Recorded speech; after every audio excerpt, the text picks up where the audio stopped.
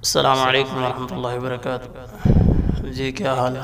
امید کرتا ہوں انشاءاللہ سب لوگ خیر و عافیت سے ہوں گے۔ اللہ تعالیٰ سب کی حفاظت فرمائے، اللہ تعالیٰ سب کو اپنے حفظ و امان میں رکھے۔ جیسا کہ آپ لوگوں کے علم میں ہے کہ ہمارا غسل کے متعلق سبق چل رہا ہے، آج ہم پڑھیں گے کہ انسان کے جسم پر احتلام کی وجہ سے یا ہم بستری کرنے کی وجہ سے جو مادہ لگ جاتا ہے اس کو دھونا چاہیے یا خرچ دینا چاہیے خشک کر کے۔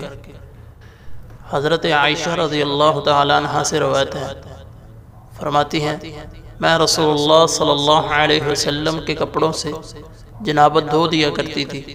آپ صلی اللہ علیہ وسلم نماز کے لیے نکلتے، پانی کے نشان آپ صلی اللہ علیہ وسلم کے کپڑوں پر ہوتے۔ مسلم شریف میں یہ الفاظ موجود ہیں، میں رسول اللہ صلی اللہ علیہ وسلم کے کپڑوں سے اسے اچھی طرح خرچ دیتی تو آپ صلی اللہ علیہ وسلم اسی کپڑوں میں نماز پڑھ لیا کرتے تھے۔ ان احادیث سے پتہ چلتا ہے کہ احتلام کی وجہ سے یا ہم بستری کی وجہ سے جو مادہ نکلتا ہے انسان کے کپڑوں پر لگ جائے تو اس کو دھویا بھی جا سکتا ہے اور خشک کر کے کھرچا بھی جا سکتا ہے، دونوں طرح جائز ہے۔ لیکن اگر جسم پر لگتا ہے تو اس کو صرف دھویا ہی جائے گا۔ تو اسی کے ساتھ ہمارا آج کا سبق مکمل ہوتا ہے۔ انشاءاللہ کل نئے سبق کے ساتھ آپ لوگوں کے سامنے حاضر ہوں گے۔ دعاؤں میں یاد رکھیے گا۔ السلام علیکم ورحمۃ اللہ۔